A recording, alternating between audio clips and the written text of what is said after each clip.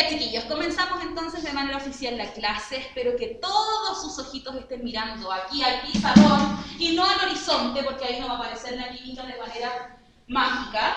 ¿Ya? Hoy día, ¿qué es lo que vamos a hacer? Vamos a reforzar todos los conocimientos que hemos adquirido durante estas últimas 4 clases. ¿Ya? Así que para aquellos que estén un poquito perdidos, que no hayan visto las grabaciones, que no hayan venido a clases presenciales anteriormente, pueden ir al canal de YouTube, buscar por fecha, ¿cierto? Ver química y analizar cada una de esas clases.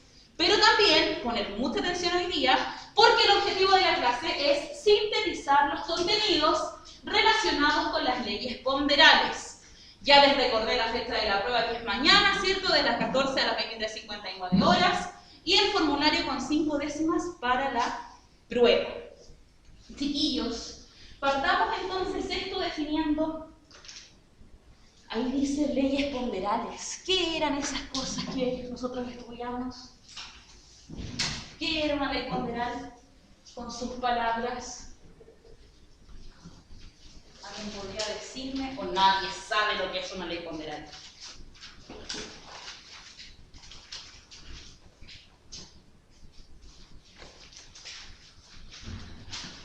¿Qué es una ley ponderal? A ver.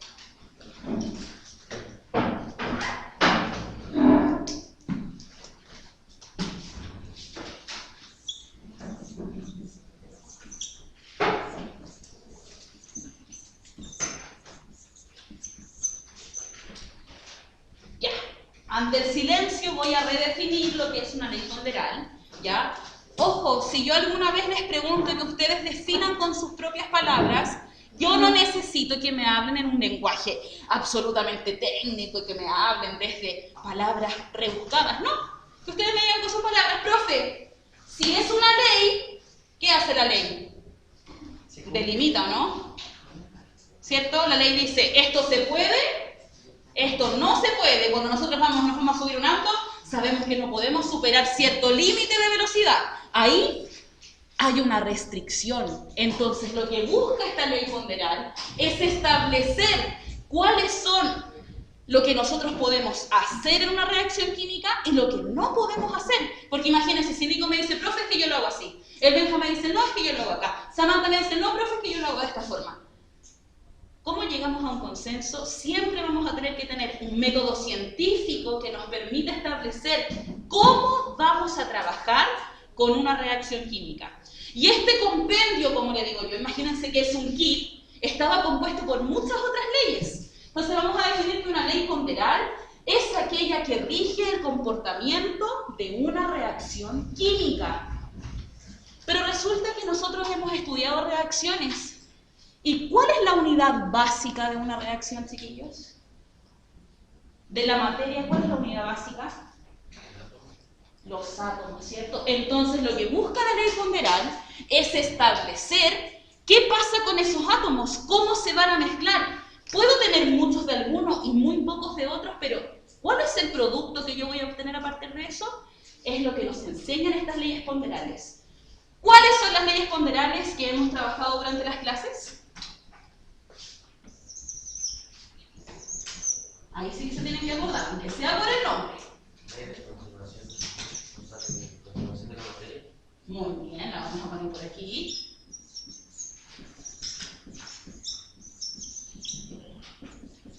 Ley de conservación de la materia. ¿Quién había propuesto esta ley? ¿Quién había propuesto esta ley? Antoine Lavoisier. Muy bien. Don Antoine Lavoisier.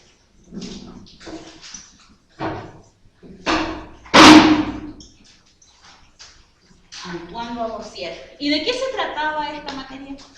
O sea, esta ley. Ustedes ya todos tienen que dominar cuál es el principio que regía la ley de conservación de la materia. Sin miedo. Muy bien, la materia no se crea ni se destruye, solamente se va a transformar. Es decir, si lo hablo respecto a las masas, ¿qué pasa con las masas de los reactantes y de los productos? ¿Son iguales o son distintas? Si yo las comparo, son iguales. Muy bien, ¿por qué? Porque si yo estoy mezclando 1 kilo de un reactante con 1 kilo del otro, voy a esperar que en mi producto hayan 2 kilogramos, ¿sí? Por lo tanto, él trabaja con que la masa de los reactantes es igual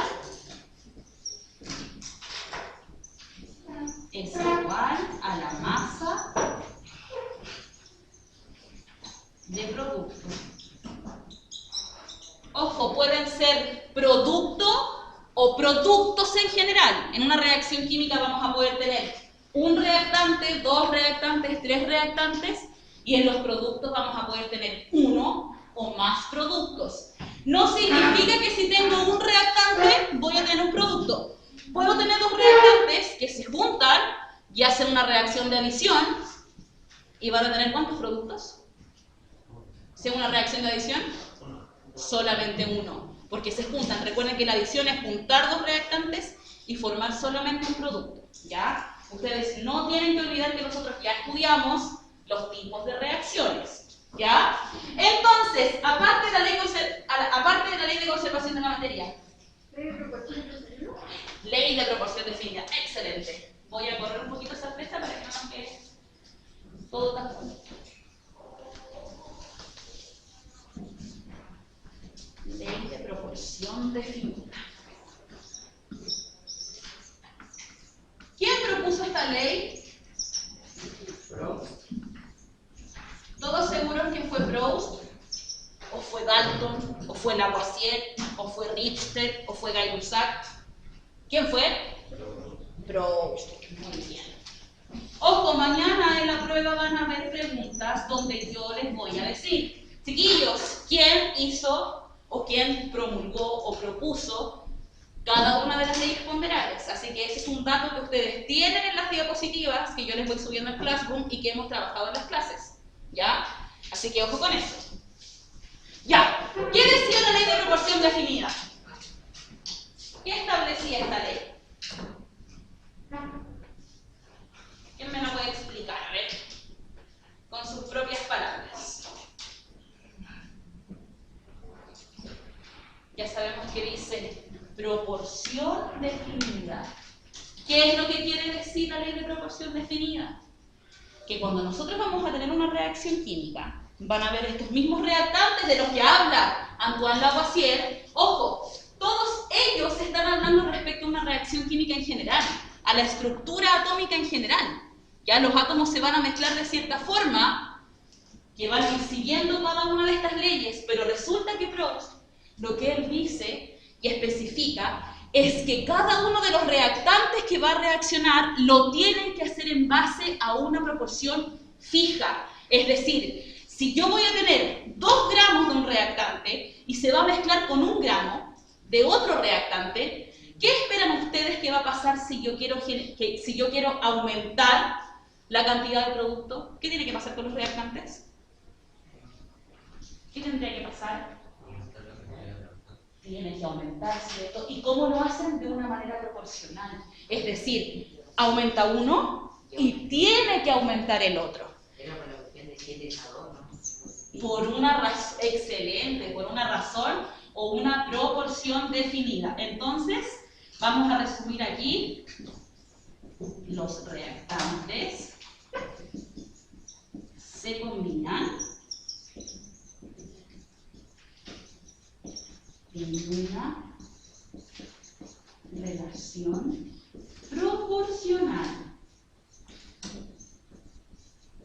¿Por qué tiene el apellido de definida? Porque resulta que si yo tengo el cloro que se está mezclando con el hidrógeno, probablemente esa reacción tenga una proporción establecida. 1 gramo de hidrógeno por cada 35 gramos de cloro, por ejemplo. Si yo me voy a otra reacción y tengo el hidrógeno que se está mezclando con el yodo, no van a tener la misma proporción, porque la proporción va a depender de los reactantes que yo tenga, ¿ya? Es fija o definida cuando estamos hablando de los mismos reactantes. Por ejemplo, hagamos un ejemplo aquí. Estoy muy abajo, voy a hacer el ejemplo acá. ejemplo de ley de proporción definida. Tengo esta reacción. A más B para dar a C. Se necesitan 2 gramos de A para reaccionar con 6 gramos de B.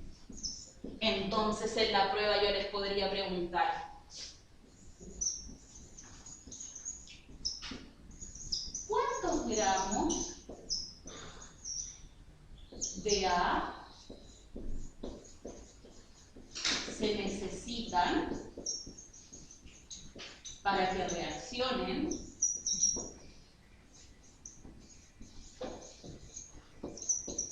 $18 gramos de B?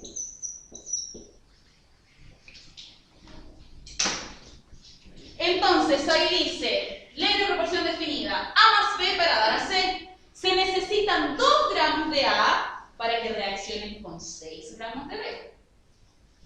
¿Cuántos gramos de A se necesitan para que reaccionen con 18 gramos de B? 6. 6. ¿Y cómo lo hacemos eso? A ver, matemáticamente, ¿cómo lo podríamos explicar? ¿Se dan cuenta que la interpretación química está solamente en saber que él está reaccionando con él?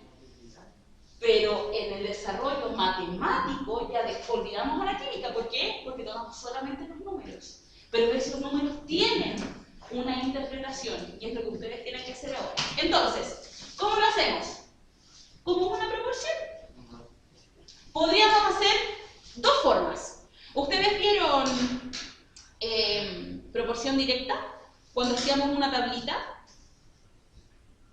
¿Alguna vez? Con el profesor César, por ahí. En octavo, en séptimo, hacíamos una cosa así. Y por ejemplo, aquí voy a poner a A y aquí voy a poner a B. ¿Se acuerdan un poco, no? ¿No? Así como que me llevaba por todo. Los datos que tengo. ¿Cuántos gramos tengo de A? 2. Tengo 2. Entonces aquí voy a anotar, tengo 2 gramos. ¿Y ellos con cuánto reaccionan de B?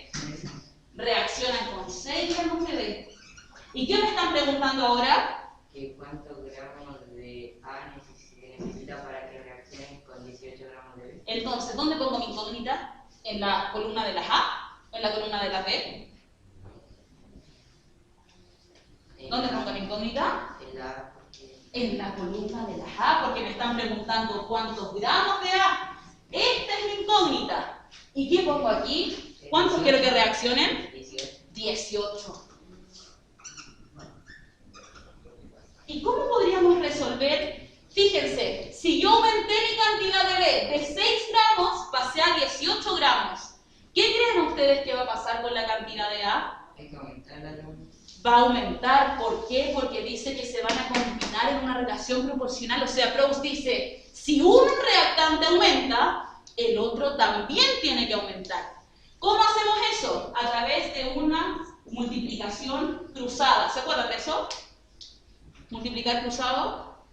Multiplicamos el 18 por el 2, o sea, la diagonal, y lo dividimos por el número que resta. Siempre, siempre, siempre en la proporcionalidad directa hacemos eso.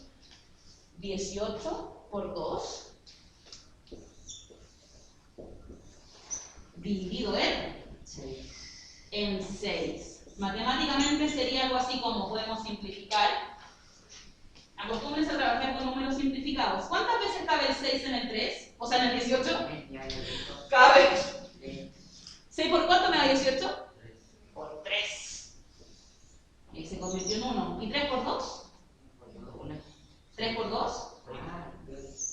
6 gramos. Entonces, ¿cuántos gramos de A necesito para que reaccionen con 18 gramos de B? 6. ¿Hay alguien que no lo entienda? Dígamelo de manera sencilla. ¿Aquí? ¿Cómo no? ¿Sí? Bien. ¿Aquí? ¿Sí? ¿Por acá? ¿Compañero? Ya, chiquillos. Entonces, ojo, mañana van a ver ejercicios muy parecidos en la prueba. Obviamente no con los mismos números, pero se refieren a la misma capacidad de análisis. ¿Qué otra tipo de ley ponderal vimos aparte de la ley de proporción definida? La ley de proporciones múltiples. Muy bien. ¿Y esa ley quién la propuso? Dalton. Muy bien. ¿Y qué establecía esa ley? A ver, ¿alguien copió por ahí lo que dijimos? ¿Que me pueda leer? ¿O que me pueda explicar con sus palabras? La ley de proporción múltiple, ¿cierto? La propuso el señor Dalton, el mismo con el que trabajamos en estructura atómica. Ahora se fue a estudiar las reacciones y dijo, ok, van a poder haber reacciones químicas donde los reactantes sean los mismos. O sea que nosotros podamos tener como el ejemplo que vimos en estas clases, el carbono con el oxígeno. Pero resulta que no siempre voy a tener el mismo producto. O sea, van a haber reacciones que van a tener la misma materia prima. Por ejemplo, yo podría decir, ya chiquillos, vamos a hacer una reacción y yo voy a decir, voy a mezclar tinta naranja y voy a mezclar tinta azul. Y ustedes esperan que el resultado de esa reacción sea la combinación de estos dos colores, ¿cierto? Pero resulta que si vengo yo como profe y digo, ay, pero es que a mí me gusta mucho el naranjo, entonces yo voy a echar mucho de este naranjo y echo un poquito azul, quizás el producto que yo tenga sea más rico en este reactante de color naranjo. Pero viene otro compañero y me dice, pero profe, a mí no me gusta el naranjo, a mí me gusta el azul. Entonces él va y dice, yo ya no quiero echarle mucho naranjo, yo voy a echarle más azul. ¿El producto va a ser el mismo? No va a ser el mismo porque su concentración, que es algo que ustedes van a ver el próximo año, ya es distinta. Entonces, ¿qué establece Dalton? Que todas las reacciones que tengan los mismos elementos como reactantes se van a mezclar de manera proporcional.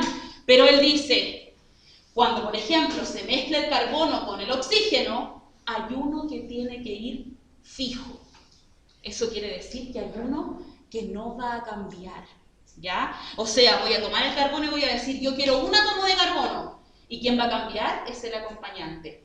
Puede juntarse con un oxígeno, con dos oxígenos, con tres oxígenos, pero siempre es un reactante el que no cambia. Diferentes productos para los mismos reactantes, ¿sí? Diferentes productos que se mezclan. ¿Qué es lo que nosotros, o cuál es el material que yo les voy a subir? Dice, ley de proporción múltiple, propuesta por Dalton. La cantidad de masas de un mismo elemento que se combinan con una cantidad fija de otro para formar compuestos distintos están relacionadas con números enteros y sencillos. Entonces, él habla de esta proporción, pero ahora los mezcla para distintos productos a partir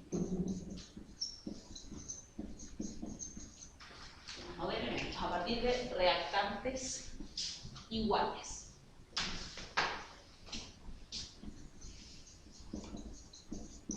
A partir de reactantes iguales. Se combinan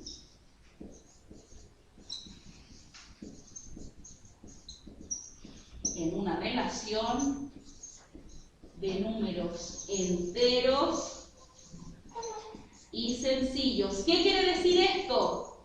Cuando hablamos eso de que todo el rato la profe dice se combina en una relación de números enteros y sencillos, que la relación que va a haber entre ellos, es decir, su proporción definida, que era cómo se mezclaban, fíjense, aquí los números son muy cercanos.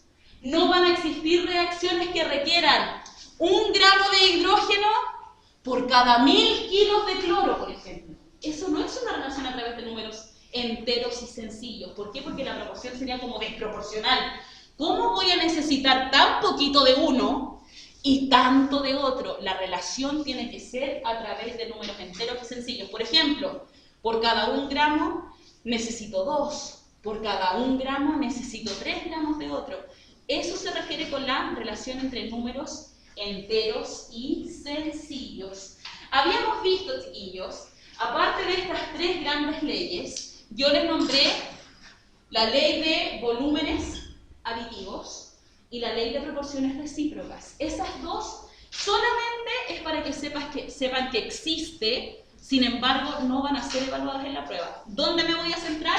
En estas tres, porque ellas nos están dando la habilidad para nosotros poder descubrir lo que viene a continuación. ¿Ya?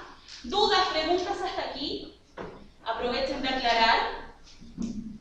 Copien rápido. ¿Se acuerdan lo que vimos en la última clase? Estuvimos calculando la última clase. Que yo les dije, ¿quién dijo masa molar? Muy bien, estuvimos hablando de masa molar. ¿Y nos podría leer usted la definición de masa molar? ¿Su nombre? Sofía. Ya, Sofía. ¿Nos podría leer la definición de masa molar? No, ya, yo le ayudo. Le ayudo. ¿Copiaron, chiquillos? ¿Sí? ¿Todos? ¿O a alguien le falta?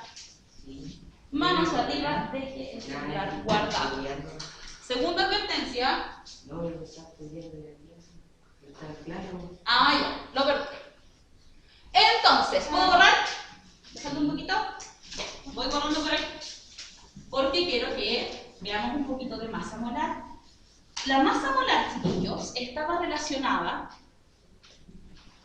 con la cantidad de masa que tiene un elemento en específico. Entonces, si yo en la prueba les digo, todos los elementos de la tabla periódica tienen la misma masa molar, ¿es verdadero o es falso eso? ¿Por qué? Porque, a ver, ¿cómo argumentarían esa falsedad? ¿Qué me dirían ustedes? Terminando, ¿ok? Sí, no quiero dejarlo sin que copien. Entonces, la masa molar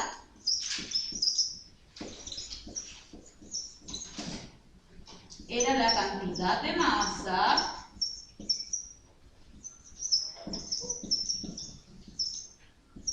contenida en cierta cantidad de moléculas o átomos. No, cambiamos contenida en cierta sí, cantidad de moléculas. ¿Dónde encontramos esta información? En la tabla periódica. Entonces, esa es el argumento que usamos para justificar la respuesta que ustedes me dijeron que era falsa. Todos los elementos no tienen la misma masa molar porque todos los elementos de la tabla periódica que está ahí son diferentes. Su naturaleza es diferente, su estructura atómica es diferente. Cuando hablo de estructura atómica, ¿qué se refiere a la cabeza?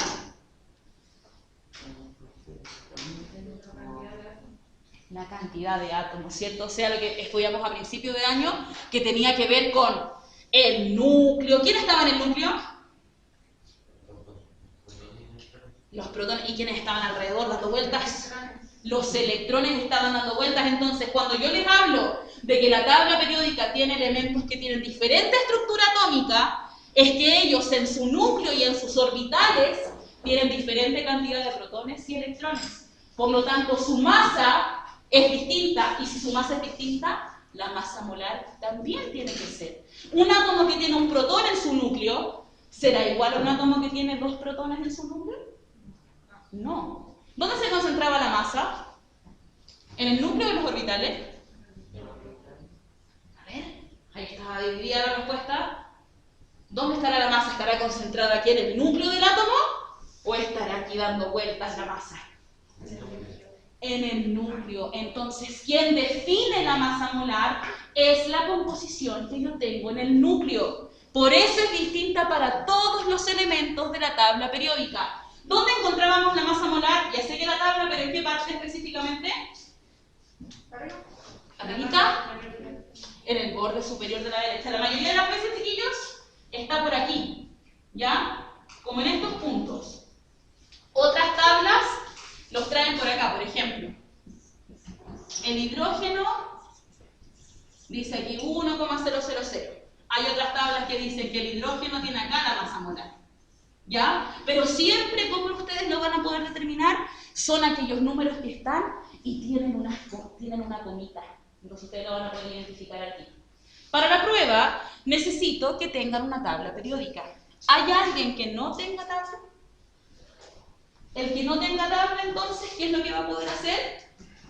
Abren otra pestaña en el computador o en el celular y ponen tabla periódica y les va a aparecer, ¿ya? Para que puedan, obviamente, obtener el dato de las masas molares. ¿Qué es lo que vamos a hacer ahora? Ejercicios tipos respecto al cálculo de esta masa molar. Mi pregunta es, ¿en qué se medía esta masa? ¿Gramos mol o en mol solo o en gramos solo? Gramos mol. No se les olvide eso. Y la abreviamos con mm. Gramos dividido en mol. Eso es lo mismo que decir gramos sobre mol. La próxima clase vamos a hablar por primera vez acerca de ese concepto mol, que viene de una abreviatura de moléculas, pero que significa otra cosa químicamente, ¿ya? Entonces, voy a borrar aquí y vamos a poner... ¿Alguien tiene tabla periódica que me ayude hoy día? ¿Alguien está? ¿Nico trajo? Ya, súper. Los que no tienen una autorización, háganlo en el celular para que se vayan familiarizando con los contenidos, ¿ya? No tengo problemas si quieren usar el celular para eso. Entonces, actividad.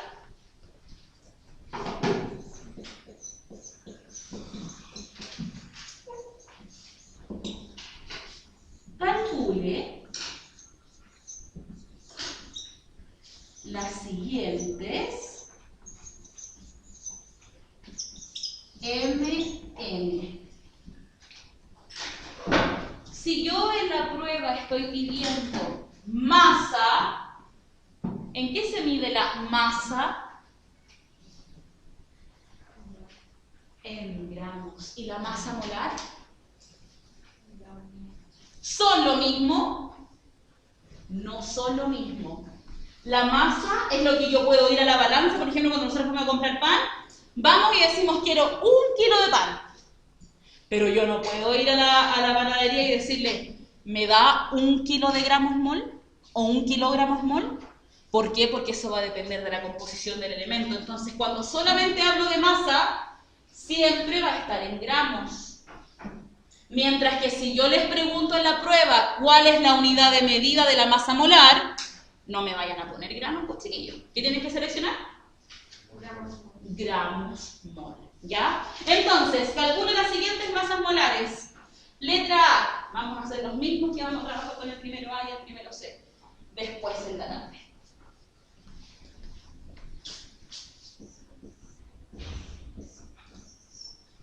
Esa es una L. Ya la vamos a hacer así para que ustedes la reconozcan y no la confundan con una Y. Entonces, ¿qué elementos hay presentes ahí en ese compuesto? Cloro. ¿Y qué más? El P siempre da mucha inseguridad, porque uno dice, ¿será potasio? Pero no. El P representa al fósforo. ¿Cuántos átomos de fósforo tengo? ¿Cuántos átomos de fósforo tengo? 1. ¿Por qué? Porque no aparece. Porque está ahí, chiquitito, ¿cierto? Imaginario. ¿Y cuántos átomos de cloro tengo? 3 átomos de cloro. Entonces yo tengo que ir a la tabla y fijarme solamente en los elementos que ahí me están preguntando. Me están preguntando por el fósforo y me están preguntando por el cloro. Primero, pongo la cantidad de átomos que aparecen en el compuesto. ¿Cuántos átomos de fósforo? 1. Y lo multiplico por su masa molar. ¿Cuál es la masa molar del fósforo? 30,97. ¿97? ¿Sí? Lo mismo. ¿Quién más está trabajando con la tabla?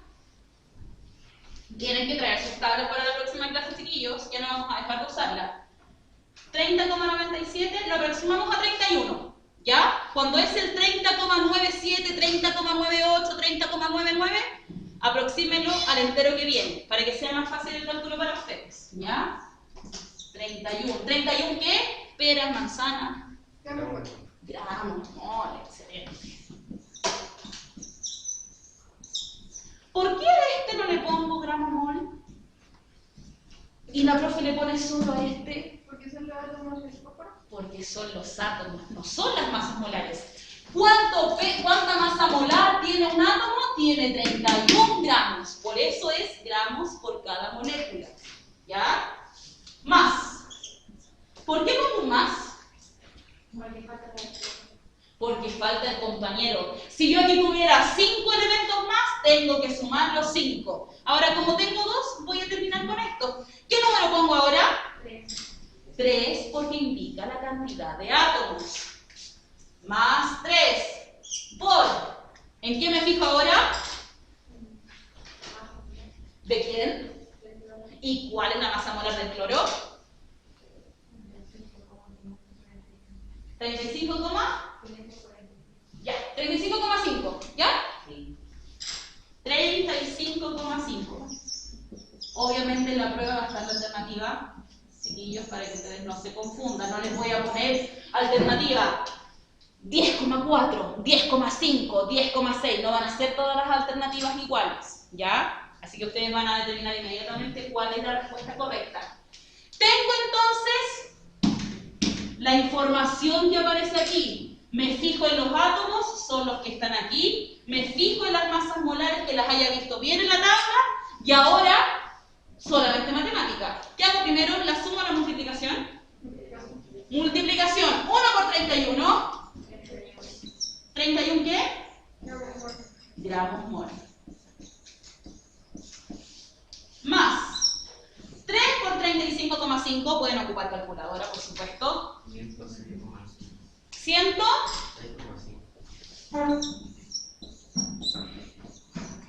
106,5 gramos por cada mol. Entonces ahora viene el paso final. Llego y sumo todas las masas que yo calculé. Es decir, si yo les pregunto, chiquillos, en ese compuesto, ¿qué hay más? ¿Hay más fósforo o hay más cloro? Hay más cloro. ¿Tienen la pregunta? Díganme. Se suman esos dos últimos. ¿Y cuánto nos las suma?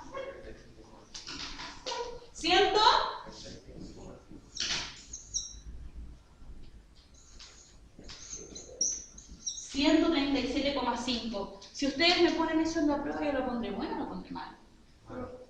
Malo. ¿Por qué?